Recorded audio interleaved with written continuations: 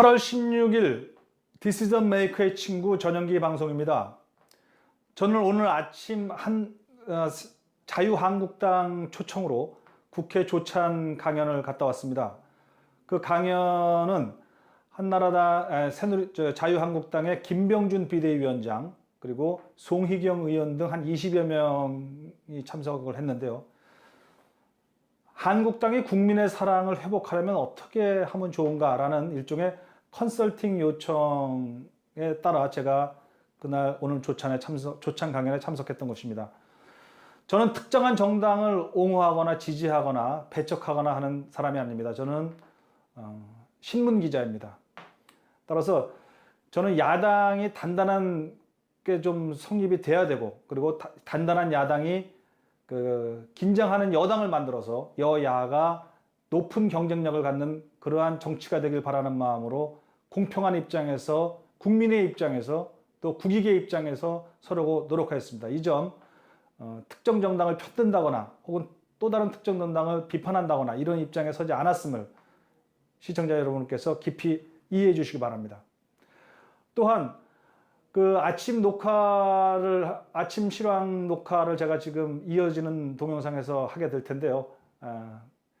아침에 참석자들을 향해서 제가 시선을 맞추느라고 카메라를 보지 못했음. 그래서 시청자 여러분이 이 동영상을 보는데 시선의 처리가 일치하지 않아서 불편함을 줄 수밖에 없습니다. 그 점을 양해해 주시고 이해해 주시기를 간절히 바랍니다. 죄송합니다만 오늘 아침 조찬 강연을 실황 녹화한 것을 보내드리게 돼서 여러분과 시선을 맞추지 못해서 죄송하게 됐습니다.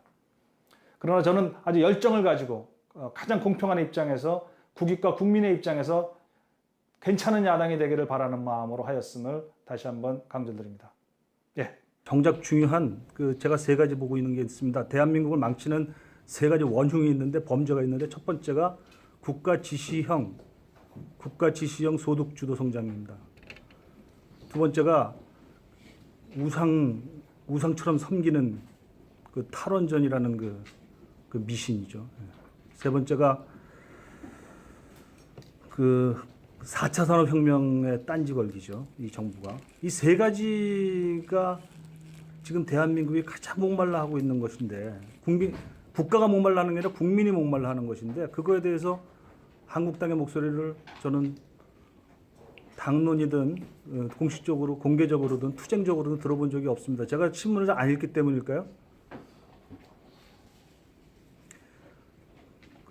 정파적으로 몰리고 있다는 것이 일부 언론이나 신문에서만 소리 높이 외치지, 한국당은 지금 아까 송 의원님께서 잘 말씀하셨는지 모르겠지만 죄송합니다, 미안합니다, 개파 없어요. 저 별로 관심 없습니다. 예. 저 자신이요, 지난해 대선 5월 10일 이후 지금까지 근 1년 반 이상을 단 한 번도 내 기억에 한나라당을 주제로 써본 적이 없어요. 글을. 왜냐면 안 읽히니까. 그리고 별로 메아리가 없으니까. 이건 뭐 할지 모르지만 신문 기자가 갖는 보람이라는 것은요, 아침에 글을 쓰면 오후에 해당 관련 정치가 반응을 해서 청와대든 여당이든 야당이든 그것이 정책화되는 과정을 보는 것이 큰 보람이죠. 예. 그래서 때로는 과격하게 얘기도 하고 이러기도 하는 건데, 여기는 죄송한 얘기인데 무슨, 의원님 죄송합니다, 이거 무슨 나병 환자 같습니다. 반응이 없어요. 사실 벽창호 얘기는 저쪽 정권도 마찬가지입니다. 그런데 그래서 어쨌든 이 세 가지를 사람들의 마음속에 누구든 한 번은 건드려지면 바로 이거다라고 하는 그 지점은 저는 아까 얘기한 대로 국가 지시형 소득 주도 경장, 즉 최저임금 때문에 최저임금을 가장 최고로 올려서 벌어진 이 민생의 고난과 슬픔, 이거, 혹은 우상숭배 대상이 되어버린 탈원전을 어떻게 까부수느냐, 이걸 어떻게 원점으로 되돌려내 최소한 이거, 아니면 핀테크, 블록체인, 이 세 개의 새로운 길을 터주는, 이거는 송 의원님께서 아시겠지만 제가 요새 공부해 보니까 이 민주당 정권이 제일 블록체인 이걸 안 하겠다는 이유가 개인 정보가 공개될 것 같아서랍니다. 같은 연장선상에서 원격으로도 그것 때문에 안 된다고 하죠. 그리고 교육에서도 뭐 그거 빅데이터 공개도 안 돼 그것 때문에 그렇지만 제가 아는 한 블록체인 세계는 가장 암호화가 강력하게 결집된 최고의 그 기술 수준 기반이 그래서 블록체인이라는 겁니다. 가장 암호가 풀 수 없는 그 세계를 만들어 놓은 게 블록체인이라고 저는 알고 있는데 그렇다면 그걸 명분 저쪽에서 받지 않을 수 없는 명분 아닙니까? 이쪽에서 먼저 제안해서 저쪽이 받지 않을 수 없는 가장 암호화되고 가장 그 체크가 잘 되는 그런 시스템 차세 제2의 인터넷이 등장했다. 이 위해서 우리가 모두 국가 건설하자. 당신들 헌법에서 지방 분권하고자 하느냐? 지방 분권이야말로 가장 분권적인 정신의 그 영혼의 그 구체화가 블록체인 아니냐고. 그거 우리 하겠다 하자. 이렇게 되면 저는 한국당이요. 저 보수고 그 퇴보인 줄 알았더니 수구인 줄 알았더니 그렇지 않네. 민주당보다 훨씬 앞선 데다가 정의당이 수구가 되었네. 정의당은 가장 앞장서서 그죠? 가장 앞장서서 그 수구가 되는 그렇게 되는 그 지점을 확보하는 게 난 블록체인이라고 보는 겁니다. 그래서 이 세 가지 중에 단 하나만이라도 해내면 저는 큰 성공이라고 봅니다. 그것이 제 생각에는 그 우리 비대위원장님께서는 저는 저걸 해주셨으면 좋겠어요. 그 탈원전 미신 해방시켜주는 겁니다. 지식이라는 게 무지에서 해방시키는 거 아닙니까? 탈원전만은 포격해달라. 오늘 아침도 보면 저희 중앙일보 사설에 지금 나오는 거지만 한수원도 말이죠. 한수원도 지금 6천억 적자랍니다. 올 상반기. 이 2002년에 그 한수원 적자 수지가 공개된 이래 매번 적자만 됐는데 처음으로 적자가 올 6천억이랍니다. 한전은 알다시피 우리가 지난 상반기 1조 원 적자고 3분기 연속 적자고 뭐 이렇게 되면은 한전이든 한수원이든 그거 왜 적자냐? 원전을 못 팔아서 원전 전기 못 팔아서 그런 거 아닙니까? 그럼 그 전기 못 판 건 좋은데 전기가스 올리지 말라니까 그걸 뭐로 메우느냐 왕창 석탄으로 메우는 거 아닙니까? 그 석탄 부족하니까 외국에서 북한에 수입한 건가요? 그건 모르겠습니다만. 그래서 이 석탄을 그러니까 이게 이제 석탄을 해도 시원찮을 판에 탈원전을 해버려 가지고 온 적자의 세계를 만들어 놓고 이거 이제 이 적자 메우려면요 제가 돈이 없어서 이제 그 뭡니까 컴펜세이션 그 메인테이넌스가 안 된다는 겁니다. 그래서 사람도 다 떠납니다. 이제 그러면은 안전하겠다고 탈원전한 원전이 이제 더 불안해져요. 지진은 천재로 우리가 위험한 거지만 이거는 인재입니다. 탈원전으로 인해서 원전이 더 불안해지고 사람이 더 떠나고 메인티넌스한 부품이 없어지고 그것을 메울 수 있는 그 돈도 지금 잃어가고 이게 나랍니까? 이거 비대위원장님 저 국가 비대위원장 하십시오. 당 비대위원장 하지 마시고 딱 8개월이고 6개월이고 있으시면서 탈원전 적책만은 포기하라. 이거 누가 지고 있는지 아시죠? 임종석 실장이 지고 있는 거 아닙니다. 임종석 실장은 이거 막상 해보니까 이거 안 될 것 같으니까 이거는 탈원전 포기했으면 좋겠어 이러고 나가고 있어요. 누가 하느냐? 김수현 사회수석이에요. 누가 하느냐? 문미혁 과학보좌관입니다. 문미혁 밑에 무슨 김혜예인가 하는 이상한 비서관 하나 있습니다. 환경운동하는 사람. 그 사람이 쥐고 꼼짝 못하게 하고 있어요. 산업부를. 배궁규 산업부 장관이 맹해가지고 여기 바깥에 나가서 수출한다고 안에서는 탈원전 하겠다고. 이러니까 될 게 뭐 있습니까? 영국의 원전 그 수출 해놓고 월드컵 16강 해놓고 나서 스스로 뒤로 물러난 그런 꼴과 똑같죠. 이거 탄핵시켜야 됩니다. 산업부 장관. 청와대 비서실 직원들이야 탄핵 대상이 아니지만 산업부 장관은 탄핵 대상입니다. 국가의 수출을 망친 죄, 국가의 산업을 망친 죄. 다 따놓고 말이죠. 원전 수출 영국의 무슨 지입니까 그게? 무슨 우선 지정 우선 협약 대상자 다 따놓고 갖다 바쳤잖아요. 이거는요. 이거 범죄예요, 범죄. 이거 왜 탄핵 못 합니까? 탄핵 안 내야죠. 또 누구 있더라? 또 한 명. 홍종학 벤처산업부 장관 이 사람. 이 양반 한 닷새 전에 한번 찾아보시면 알 겁니다. 중소기업 벤처부 벤처 영역 대상에서요 블록체인을 빼버렸어요. 이거 벤처 기업 한다고 하면서 벤처 망치는 장관 아닙니까? 이거 아세요? 그럼 이 사람도 탄핵하세요. 뭐 이 세상이 이래가지고 그 최저임금 때문에 벌어진 광화문의 그 분노, 그리고 탈원전 때문에 벌어졌던 이런 산업과 수출의 파괴, 그리고 앞날을 막 가로막는 블록체인 이 범죄자들을 딱딱딱 찍어서 그 사람만 국가 비대위원장 자격으로 6개월 만에 탄핵시키세요. 그래가지고 뭐 세 개 한꺼번에 다 하기 어렵겠죠. 그러니까 탈원전을 주장하는 과기부장 과학보좌관 사회수석 딱 잡아채가지고 그리고 산업부 장관 이 세 사람만 집중적으로 해서 대통령이 못 견딜 겁니다. 대통령도 지금 빠져나가고 싶어서 죽을 맛이에요. 지금 탈원전 때문에. 대통령이 UAE 임종석 실장이랑 이렇게 왔다 갔다 하면서 UAE 원전 수출을 금지하면 원전 탈원전하면 걱정이다 이런 마음 갖고 있습니다. 그분이. 이제 이렇게 되면요 아시겠지만 사우디아라비아도 이제 끝나요. 저거. 그러면 사우디, 체코, 그죠? 영국은 이렇게 되면 다 없어지고 이렇게 되면은 이제 산업 파괴, 수출 파괴 나라망 국망입니다. 저는. 그래서 저 북한이랑 손잡고 퍼주게도 전 상관없어요. 지금 어쩔 수 있습니까? 그거 하겠다는데. 그렇지만 딱 하나만 해서 한 골을 넣는 비대위원장.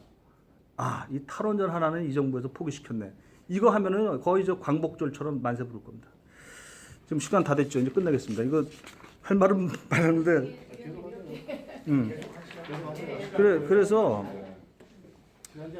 그래서 1번 현상과 2번 통찰은 제가 생략하겠습니다. 그래서 제가 이걸 딱 따져 보니까 특징이 있어요. 보니까 이 통찰의 첫 번째 보면 한국당은 특히 보수당 계열이 특별히 그런데 여론 지지율이 민심 득표율보다 늘 낮더라고요. 물론 집권 당일 때는 안 그런 적이 있었지만 대체로 이 민주당 계열의 정당에 비하여 이 보수당 계열은 항상 지지율이 득표율보다 낮습니다. 이게 실제로 우리가 착각해서는 안 될 거라고 생각하는 게 지지율은 아무것도 안 해요.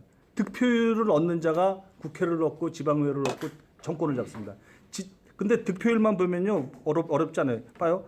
자유한국당 대선 득표율이 24%입니다.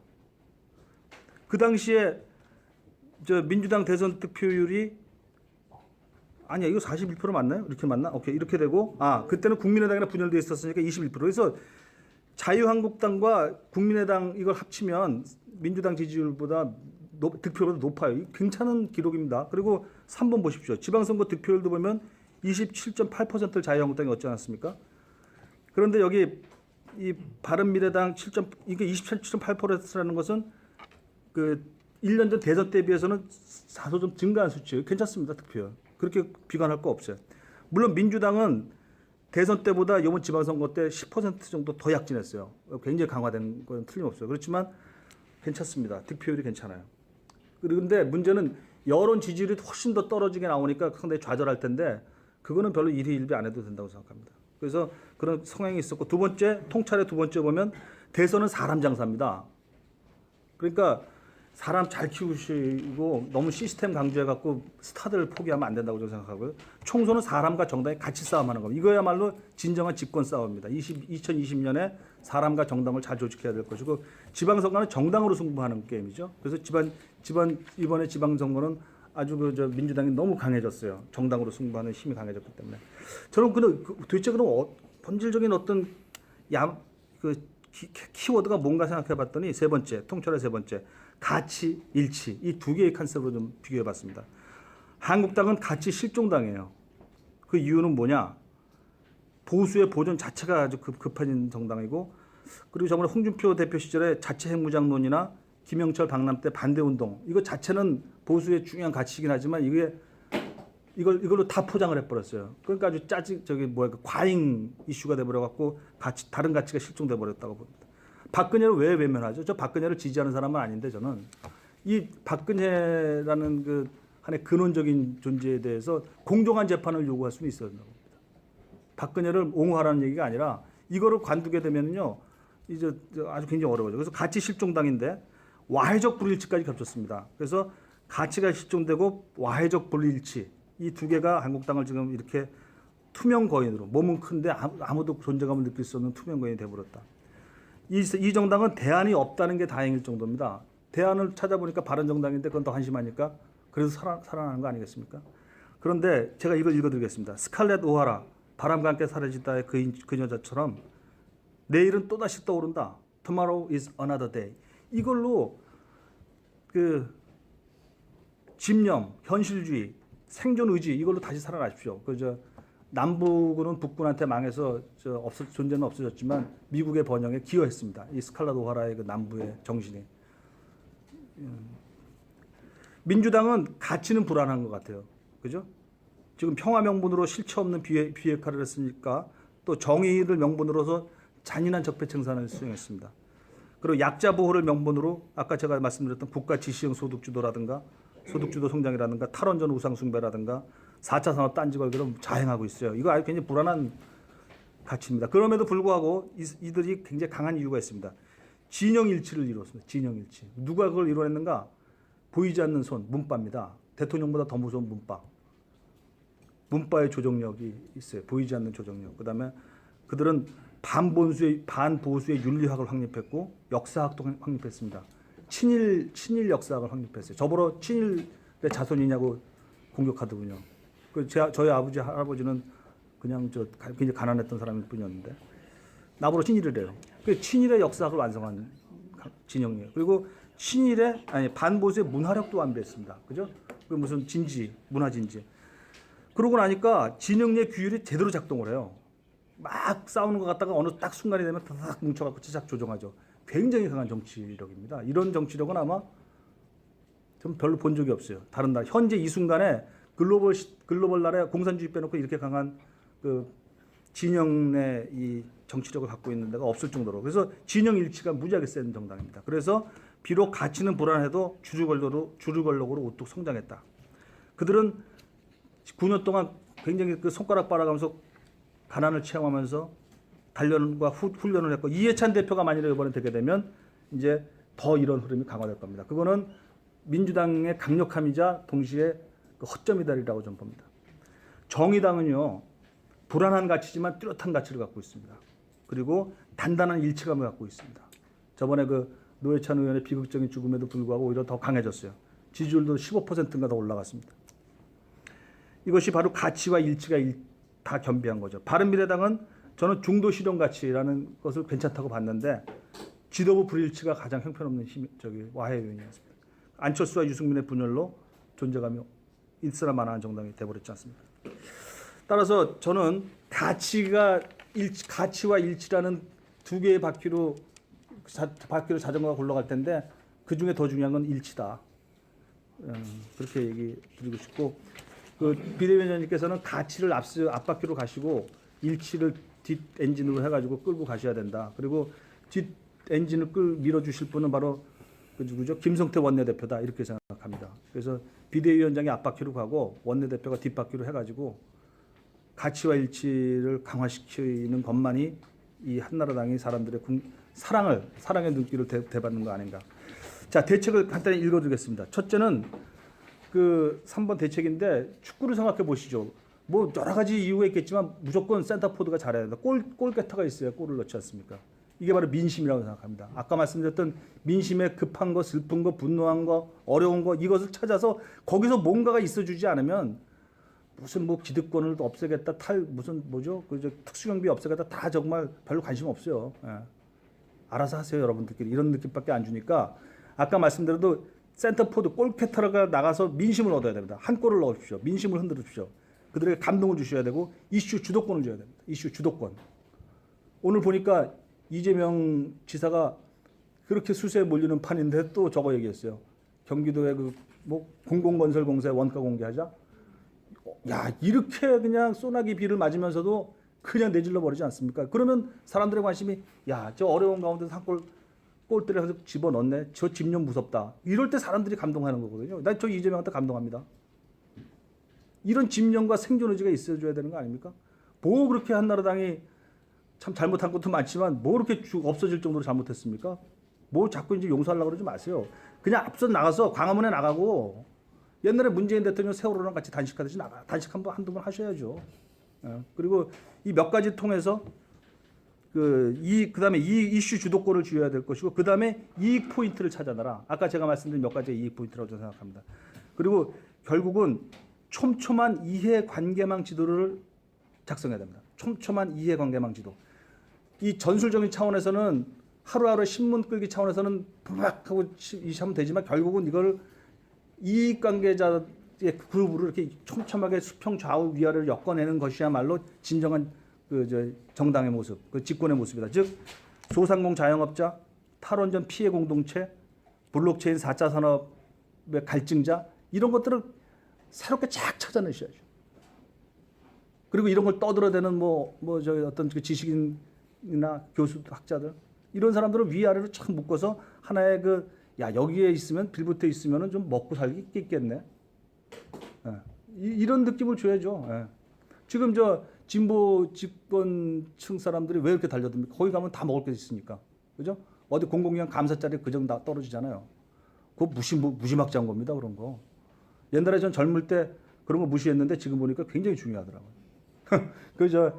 그 사람들한테 먹고 공짜로 먹고 살 수 있는 거 마련해 주셔야 됩니다. 예. 좀 비유컨대. 이게 바로 이해관계자를 촘촘하게 엮는 힘이죠. 집권의 힘이겠죠. 명분은 좀 피하시는 거 괜찮아요. 무슨 건국절 논란은 저도 굉장히 흥분해서 떠들었지만 그런 건 입 갖고 직업하는 사람한테 맡겨두시고 그런 건 별로 민심에 직접 영향 못 줍니다. 명분 이거는 힘이 없을 땐 도광양회로 등소평이가 힘이 없는 중국일 때는 죽은 척하고 있지 않았습니까? 무서운 칼을 속으로 갈았지 않습니까? 전 명분은 좀 약간 뒤로 밀어도 좋고 삶, 그죠? 민생 여기에 집중하시기를 바랍니다. 그 다음에 미들필더에는 당심입니다. 아까는 민심이었다면 당심입니다. 당심은 국회의원들, 당협위원장 이 선수들을 잘 조직을 해야죠. 기강을 세워야 됩니다. 이거 기강 아마 세우기 어려울 겁니다. 예, 저는 이거 세우는 방법을 잘 모릅니다. 근데 정치인들은 아셔야 되고요. 일단 볼을 배급해주고 어떤 이슈는 누가 참여하고 그리고 그 사람한테 그걸 주면 그죠? 인센티브를 주고 막말로 공천 보장해주겠다 말이죠. 탈원전 포기 성공한 사람 첫 깃발 꽂는 사람한테는 공천 3선 보장. 국회 원내 의총에서 한번 비대위원장 선언하십시오. 그건 죽고 나서는 그거 하려고 할 겁니다. 예? 그거 하세요. 예. 제가 개인적으로 주목하는 건 최연애 의원님. 그분 아주 기똥차게 싸움 하더라고요. 예. 그분들한테 인센티브를 주세요. 최 의원 3선 줄 테니까 한번 이거 포기시켜봐. 그리고 송혜경 의원님은 블록체인 그거 하세요. 그거 하면 5선 보장해 드릴게요. 이런 게 있어야 인센티브 아니겠습니까? 그 다음에 동선을 찾아서 사령부를 포획해야 됩니다. 이 국회 가장 대한민국에서 자기 보호를 할 수 있는 면책특권이 집합적으로 있는 데가 당 아니겠습니까? 국회의원들이 200명씩 집합적으로 보면 이 당에서 사령부, 저쪽 사령부를 향해서 무지막지한 공격을 해대요. 막 포격을. 그걸 보고 저것도 가능하구나 이런 느낌을 주셔야지. 어떻게 면책특권 없고 소송 제기하면 꼼짝없이 당하는 기자들보다 못합니까? 감독의 일, 이건 비대위원장님의 일이십니다. 리더십입니다. 사람이 스스로 스타가 될 수 있습니다. 저는 이 비대위원장님의 가장 뛰어난 장점은 친노파라는 점이에요. 이 친노파의 이론이 이 보수의 중심에 들어왔어. 이거 드라마 아닙니까? 역사의 드라마입니다. 만약 집권이라도 하게 되면 2020년 총선과 2020년 대선에서 혹시 집권이라고 하게 되면 쉽지는 않은 일이지만 이거는 적의 적이 되는 거죠. 반대 적으로부터의 탈환 이런 거 아니겠습니까? 세계사의 촛불혁명도 매우 거대한 드라마지만 친노가 보수 집권의 견인이 되었다. 이거 어마어마한 정치 들어갑니다. 이거 처칠 같은 거고 드골 같은 거죠. 이런 비전을 갖고 좀 가치와 철학 그리고 전략의 확립, 차기의 희망봉이 되시라 이런 것이죠. 그래서 친노파 보수 리더십이거든요. 지금 우리 비대위원장께서 키워드는 첫째, 신데렐라 유리구두의 신화라는 걸 첫째 말씀드리고 싶습니다. 박정희의 신화를 매우 귀하게 여기셔야 됩니다. 우리가 신데렐라가 왕비가 됐다고 해서 과거 하녀 시절에 신었던 유리구두를 모른 척할 수는 없잖아요. 유리구두를 보면서 새로운 성공 신화를 만들어낼 수 있지 않습니까? 그런 점에서 박정희의 성공 신화를 100% 받아들이셔야죠. 우리는 그 유리구두를 보면서 새로운 유리구두를 만들어내겠다. 이런 꿈을 가지셔야죠. 그 다음에 박근혜 연민을 정치적 자산으로 흡수해달라. 박근혜 옹호가 아닙니다. 박근혜의 죄는 죄대로 인정하되 박근혜에 대한 연민을 왜 이 태극기 부대 그렇게 무시하실 필요 없다고 봅니다. 그들은 한 표 없습니까? 그 사람들에게 제가 도발적인 말씀 드릴까요? 내일인가 모레 저 박근혜 대통령 2심 판결 있죠? 이 당에서 제가 너무 위험한 말이라서 그냥 제가 좀 말씀드리면 알겠습니다.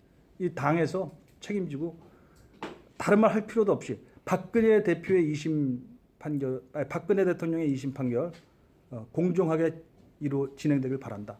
더도 말고 덜도 말고 이런 거 하나만 딱 해놓은 것만으로도 아주 맞잖아요. 예. 지금 박근혜 대통령이 공정하게 재판받는 건 아니라고 저는 봅니다.